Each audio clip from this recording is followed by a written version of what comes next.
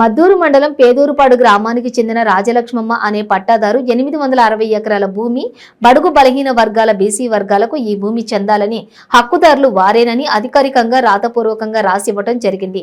ఆనాటి నుండి ఈనాటి వరకు ఎస్సీ బీసీ కులాలకు చెందిన వారు గుట్టలను చెట్లను నరికేసి చదును చేసుకుంటూ పంట పండించుకుంటూ కాస్తులో ఉంటూ భూమి ఇచ్చిన వారి కర్ణం వారి ఇంటి దగ్గర వెట్టి చాకిరీ చేస్తూ జీవనం కొనసాగిస్తూ ఉండగా మాకు పట్టాలు ఇప్పించండి అయ్యగారు బాంచందోరా అని ఎన్నో మార్లు ఏడ్చి గగ్గోలు పెట్టినా మీరు డబ్బులు ఇవ్వండి, బంగారం ఇవ్వండి, మీ పేరుపై పట్టాలు చేస్తాను అని రాజలక్ష్మమ్మ కుటుంబ సభ్యులైనటువంటి రాఘవంతరావు, సన్నాఫు శ్రీనివాసరావు, అగ్రకులానికి చెందిన కర్ణం సురేష్ రావులు ఎస్సీ బీసీ దళిత వర్ణ కులాల దగ్గర 2 లక్షల రూపాయలు 3 లక్షల రూపాయలు బంగారము వారి దగ్గర తీసుకుంటూ దళితుల దగ్గర పట్టా చేసుకోవడానికి డబ్బులు లేకపోతే దాదాపు 50 నుండి 150 కుటుంబాల వరకు బొంబాయికి వలస వెళ్లి ఆ కర్ణం వాళ్ల కుటుంబానికి డబ్బులు పంపించి వచ్చారు. అయినా సరే కర్ణం రఘువంతరావు మనసు చెల్లించలేదు. అలాగే తాత ముత్తాతల నుండి డబ్బులు తీసుకుంటూ వచ్చారు. రఘుతం రావు కుమారుడైనటువంటి సురేష్ రావు కూడా వాళ్ళ దగ్గర కొన్ని లక్షల రూపాయలు తీసుకొని కూడా రిజిస్ట్రేషన్ చేయకుండా వారిని భయభ్రాంతులకు గురి చేస్తూ ఉన్నాడు. 60 సంవత్సరాల నుంచి వారికి ఓపిక నశించి జిల్లా మరియు మండల దళిత సంఘాలను, బీసీ సంఘాలను, రైతు సంఘాలను ఆశ్రయించారు. సంఘాలన్నీ కలిసి దళితులకు, బీసీలకు అండగా ఉండి మద్దూరు మండలంలోని మద్దూరు తహసీల్దార్ ఆఫీస్ దగ్గర ధర్నా కార్యక్రమాన్ని చేశారు. ధర్నా కార్యక్రమం చేసిన తర్వాత కొంతమంది రైతులను సురేష్ రావు కలిసి దయచేసి నాకు డబ్బులు ఇచ్చినట్టుగా గాని బంగారం తీసుకున్నట్టుగానే చెప్పవద్దని, నేను మీకు పట్టా చేయిస్తానని వాళ్ళని బ్రతిమలాడి ప్రెస్ మీట్ పెట్టాడు. దామరగిద్ద మండలానికి చెందిన దళిత నాయకుడు బొంబాయి రాములు మాట్లాడుతూ పేద ఎస్సీ బీసీ వర్గాలకు చెందినటువంటి 860 ఎకరాల భూములను వెంటనే పేదలకు రిజిస్ట్రేషన్ చేయించాలని, లేని పక్షంలో పెద్ద ఎత్తున పోరాటం చేస్తామని హెచ్చరించారు.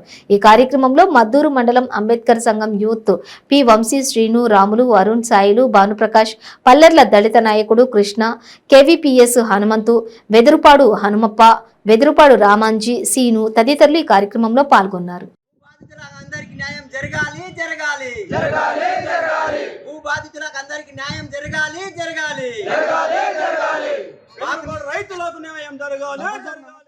నిన్న జరిగినటువంటి ప్రెస్ మీట్ లో కరణం సురేష్ రావు గారు వెదురుపాడు బాధితులు ఉన్నారు కదా ఎస్సీ బీసీలకు డబ్బులు తీసుకుని రిజిస్ట్రేషన్ చేసినటువంటి వ్యక్తి ఈ రోజు మేము డబ్బులు తీసుకుంటలేము, ఫ్రీగానే చేసిస్తున్నామని చెప్పి సవాలు విసురుతున్నాడు కదా. దమ్ముంటే చర్చకు రా, మద్దూరు కేంద్రంలో ఎంఆర్ ఆఫీస్గా లేకుంటే బజార్లనా ఎక్కడన్నా కూర్చొని రాసరోక చేద్దామా ఇంకోటి చేద్దామా రాండి. దయచేసి మేము ఏమంటున్నామంటే ఎవరైతే లబ్ధిదారు ఉన్నారో వాళ్ళు నష్టపోతున్నారు కాబట్టి దయచేసి వాళ్ళకు రిజిస్ట్రేషన్ చేసేయమని అడుగుతున్నాము. ఈరోజు ఫ్రీగా అంటున్నావు కానీ డబ్బులు వసూలు చేస్తున్నావు. మరి ఈరోజు మాకు దేవుడు లాంటి శ్రీనివాస్ అనే ఒక వ్యక్తి ఉన్నాడు. ఎక్కడ పేదోళ్ళకు అన్యాయం జరిగితే అక్కడ నిలదీసే వ్యక్తి ఒక లీడర్ మాకున్నాడు. అటువంటి వ్యక్తిని బ్రోకర్ అని అంటావా? నీకు దమ్ము ధైర్యం ఉంటే బయటికి రా. ఎంతమందితో డబ్బులు నువ్వు వసూలు చేసుకున్నావో మేము నిరూపిస్తాము. లేదంటే పేదలకు మొత్తం ఫ్రీగా నువ్వు రిజిస్ట్రేషన్ చేసిస్తావా? ఈ సభాముఖం ప్రశ్నిస్తున్నాము. మా అన్నని ఎవరైనా కానీ ప్రశ్నించేటప్పుడు ఒళ్ళు దగ్గర పెట్టుకొని మాట్లాడాలి. ఎందుకంటే ఆయన పేదల కోసము మద్దూరులో ప్రతి విషయంలో ముందుండి పేదలకు అన్యాయం జరిగితే నేను ఊరుకోలేను, నేను ఖచ్చితంగా న్యాయం చేసే వ్యక్తిని, మీకు సపోర్ట్ ఉన్నా అని చెప్పి ఈరోజు మద్దూరు కేంద్రంలో ఒక సభ ఏర్పాటు చేస్తున్నాడు. ప్రతిపక్షాలను కలుపుకొని న్యాయం జరిగేటటువంటి ఆలోచన తీసుకుంటున్నాడు. అటు వ్యక్తిని నువ్వు లుచ్చ బాడకావు లేదనుకుంటే ఏదో బ్రోకర్ దందా చేస్తున్నావు, పాలమూరులో చేసేటివి నువ్వు అంటున్నాడు.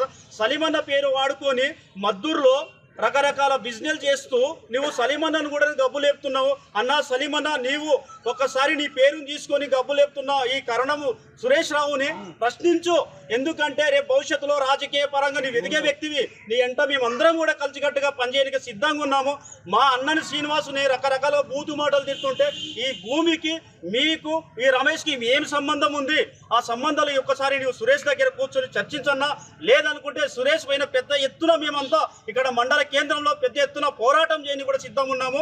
బెదిరిపాడు కానీ అయ్యవారిపల్లి విషయంలో పేదలకు న్యాయం జరగకపోతే కలెక్టర్ ఆఫీస్ దగ్గర కూడా ముట్టడి చేస్తాము. అవసరమైతే మేము ఆయన ఇంటి ముందర కూడా ధర్నా చేయని కూడా సిద్ధంగా ఉన్నామని ఈ సభాముఖంగా 17 ఎకరాల ఒక గుట్ట సర్వే నెంబర్ 38 సురేష్ రావు ఆయన దగ్గరికి పోయిన ఇంటి దగ్గరికి, అయ్యా పట్టా తీసిండి అయ్యా అంటే 1 ఎకరాకి 20 లక్షలు ఏంటి తీసిస్తామన్నాడు. అంటే సంవత్సరం కింద 1 ఎకరాకి 20 లక్షలు అంటే 3,40 లక్షలు అవుతుంది. ఆ డబ్బు కట్టలేక అట్లే ఢిల్లో పడింది. మాకు ఇంతవరకు న్యాయం జరగలేదు. మాకు చాలా ఇబ్బందులు పెట్టాడు. మా మా నాయన మా తాతలు అమౌంట్ ఇచ్చుకుంటే మొత్తం చేసేస్తాను చేసేటాడు. నిన్న తప్పుడు సమాచారం ఇచ్చి చాలా బాధాకరమైతుంది మాకు గిట్ట. చాలా సీరియస్, ముందు చాలా సీరియస్ అవుతాయని తెలియజేస్తాను. మరి నిన్న ఫ్రీగా చేసిన అని చెప్తున్నారు అందరికి. ఫ్రీ ఏం చేసింది, అన్ని అబద్ధం మాట, అన్ని అబద్ధం మాట. ఎంత తీసుకున్నారు? ఎంత తీసుకున్నారు? డబ్బులు ఎంత తీసుకున్నారు? అందరితో తీసుకున్నాడు. కావాలి డాక్యుమెంట్. ఎన్ని డబ్బులు తీసుకున్నారు? ఫస్ట్ 1966లో మా తాత దగ్గర 250 రూపాయలు చొప్పున 4,000 తీసుకున్నాడు. 1966లో.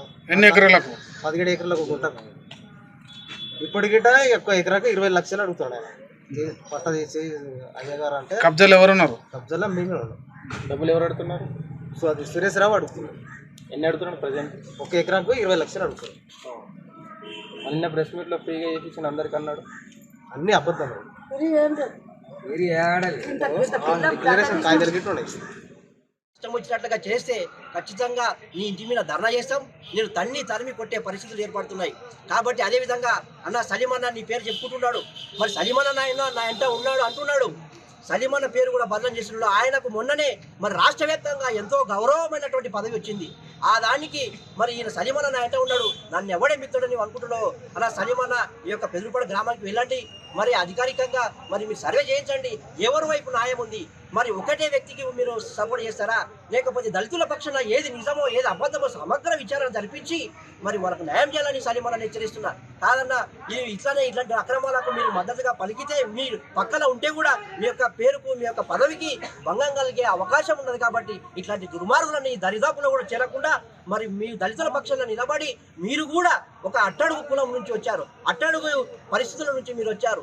రైతుల కష్టం ఏందో మీకు తెలుసు. చాలా తక్కువ స్థాయి నుంచి ఎక్కువ స్థాయికి మీరు చేరుకున్నాం, దానికి చాలా సంతోషపడుతున్నాం. కానీ మీరు అక్రమాల పక్కన ఉండకుండా, మీరు అగ్రకులాల పక్కన ఉండకుండా దళితుల యొక్క పక్కన ఉండి కూడా నిజమేదో నిర్ధారించి దళితుల పక్షాలను ఉండాలని కోరుకుంటూ ఇచ్చినటువంటి అవకాశాన్ని మరి సద్వినియోగం